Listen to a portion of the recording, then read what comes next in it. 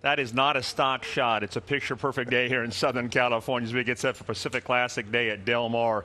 11 races on the card, beautiful weather. The humidity is gone, a nice breeze off the Pacific Ocean, and we are set for a good gambling card this afternoon. I'm Kurt Hoover.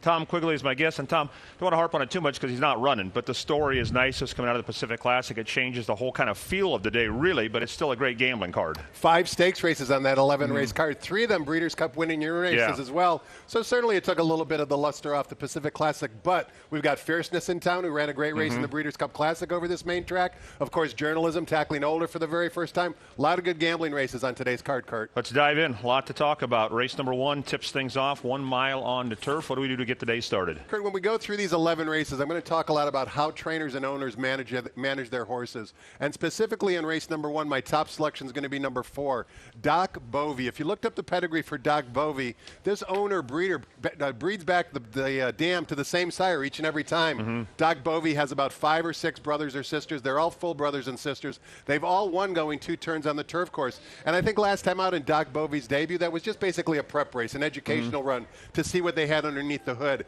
And I think they found out that they have something pretty exciting, because although Doc Bovey was never in the race, he certainly showed some interest late and galloped out with Run as Well. Now he goes 2 turns. Mike Smith and Richard Mandela do very well together. I'm a little surprised, Kurt, that Iron, number 9, is the current 2-1 betting choice. Iron is a runner I do not like. I don't think there's a lot of early speed in this race. Because of that, Kurt, my second selection is going to be the first-time starter from the Michael McCarthy barn, number 6, Nick's Code. Nick's Code has shown some early speed in the morning workouts leading up to this, including 2 workouts back when he was working in company with Journalism, who he spoke about is going to run in the Breeders' Cup Classic. Because there's not much pace in the race, I'll give some respect to Nick's Code. But I like a lot of horses on today's card. Doc Bovey is definitely one of them. Number 4 in the lid lifter, my top choice. Only surprising thing is Nick's Code is not by Nick's Go. You would have bet $1,000 if you saw that name. That's a Nick's Go. It's not. It's an honor code. I like another horse. I thought the 8 De Capo ran really well in the debut back at Santa Anita in March. Some traffic trouble, didn't break. Finished up like a horse who's going to really like the 2 turns. And my man Paco Lopez is in town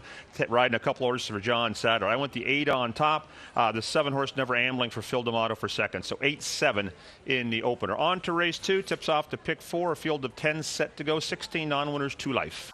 This is where a price play comes into action for me, Kurt. And I'm not sure we're going to get the morning line of 20-1, but as you peruse the past performances in race number 2, you'll see a lot of 3-year-olds in this field, kind of cheap horses at this level of their career, already at the $16,000 non-winners of 2 races level. My top choice, drawn near the outside, is number 9, Curry, who's a 9-year-old. Let's face it, being a 9-year-old gelded son of Cycloton, you could basically put this horse anywhere. This horse has early speed. This jockey doesn't get many opportunities, but I think she's going to run big today. The second place finisher in Curry's last race came back to win a $25,000 claiming race. I think Curry drops out of much better company, gets off the rail where he was last time out. I'll put Curry on top at a big price. I also like Coach Cronin. Not sure what type of shape he's in because we haven't seen him in the afternoon since October of 2024, but he takes a drop down in class. He broke his maiden for 50, which is more than most of these runners can say. I'll make it 9-3 in race number 2, Kurt. I don't like Curry, the food, but the horse is okay.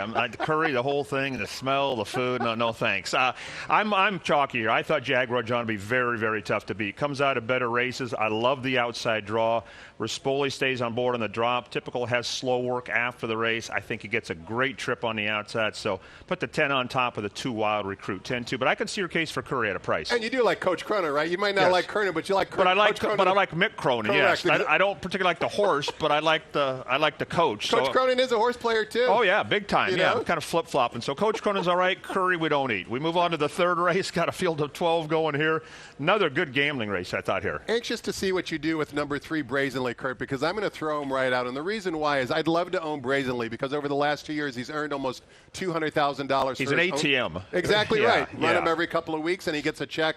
Radar Rob is obviously one of the best guys in horse racing, so I'm rooting for him. But sentiment is for suckers. Again, I'm going to go to the outside, Kurt. I'm going to take a look at number 10, Anan. Anan last time out ran a really good 3rd to Kings River Night. Actually pressed him early, then backed off, and then re-rallied. Didn't change leads, but I thought it was a monster effort. One subtle thing that happens today with Anand is he adds Lasix back on. I'm going to talk a lot about that in later races today, but I like when horses go back on Lasix. I think Anand is certainly a factor in race number 3. I also get a little love to number 1, Prince of Del Mar. What a bad beat last time out, losing to Kanani.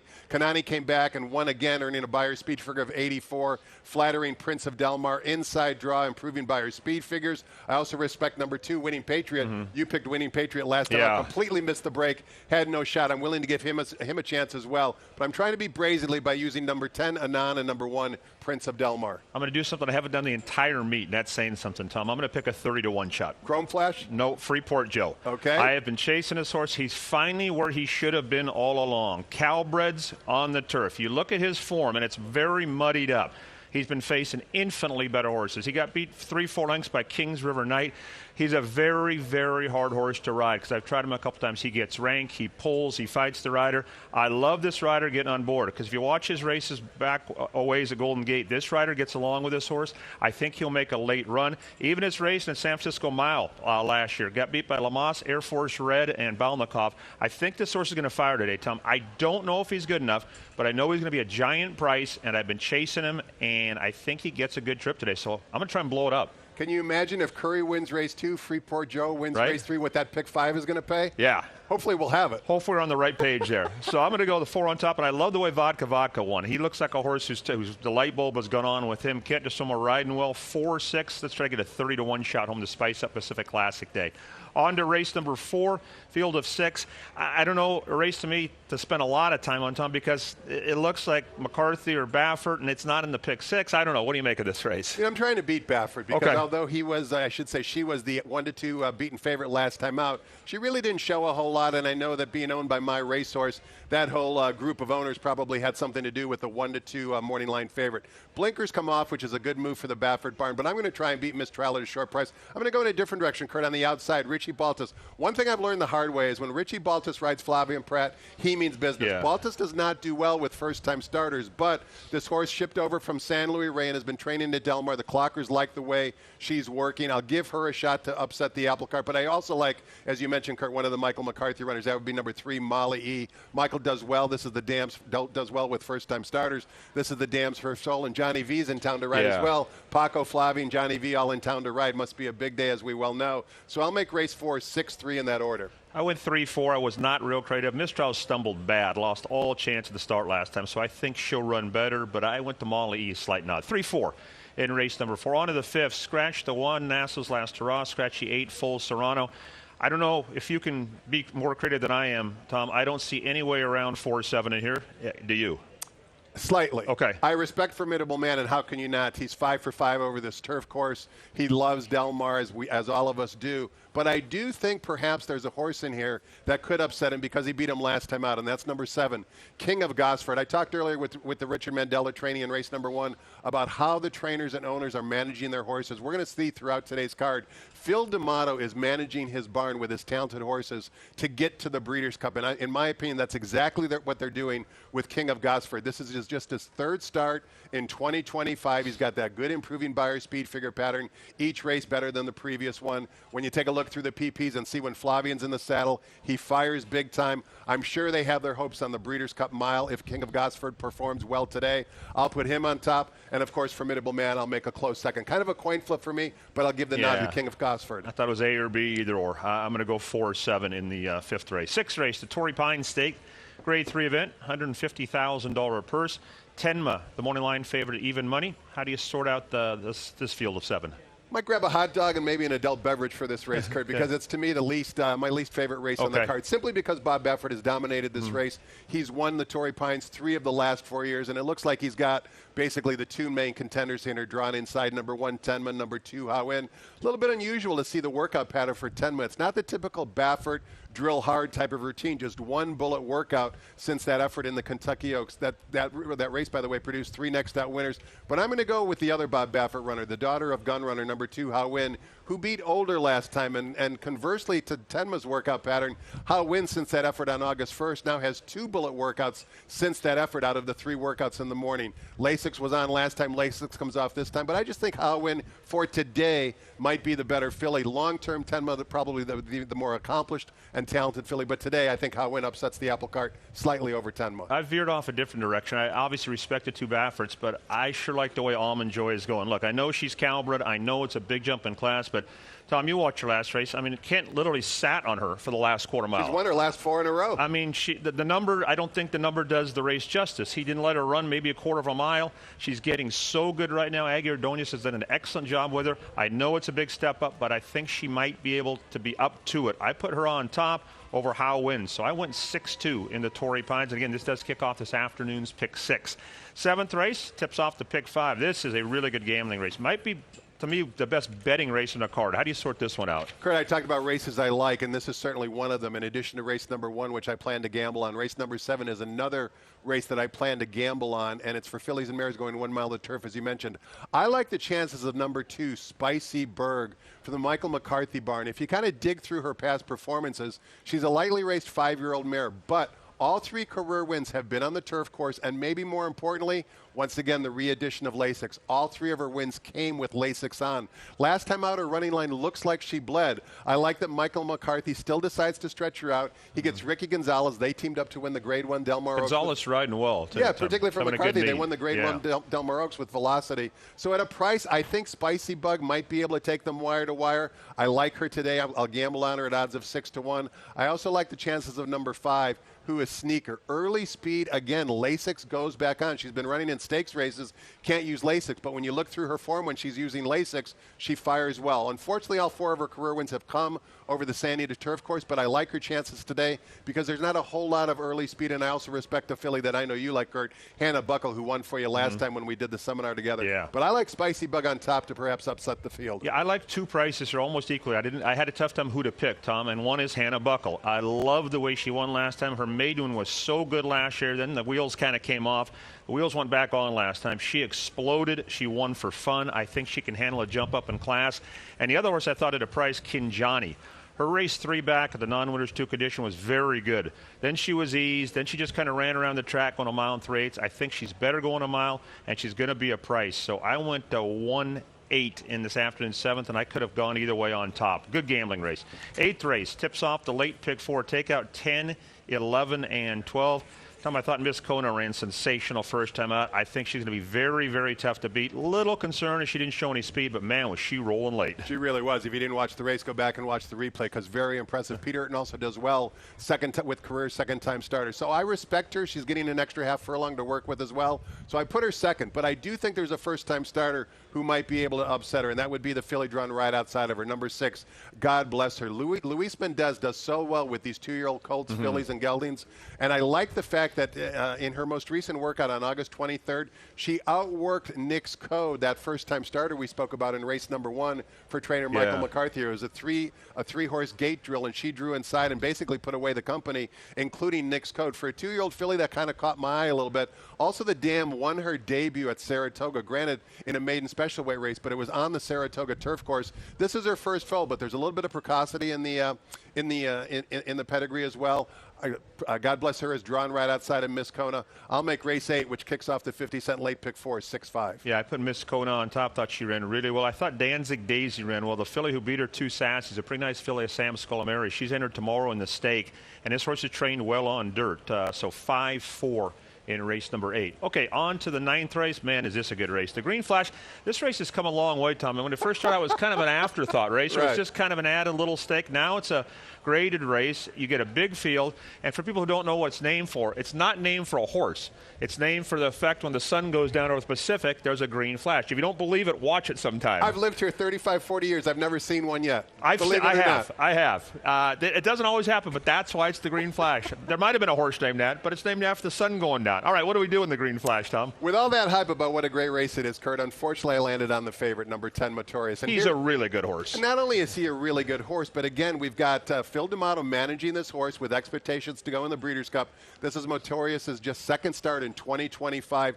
More importantly, although he's the 125-pound highway, which concerns me a little bit, he loves this Del Mar turf course. He's had 4 starts over it, including 2 wins in the Green Flash Handicap the last 2 years, and he just missed in the Breeders' Cup sprint race last year. That's the race they're pointing to. He's going to fire big today. He's got plenty of speed to run at. I could go in a lot of different directions if I was trying to complete the exacta, but I'm just going to keep it simple and single Motorius on all my multi-race exotic tickets. One thing is for sure, Tom, they are going to fly early. Correct. Book Smart is one of the fastest horses on the grounds. Wound Up is one of the fastest. I mean, they are going to rock and roll early on.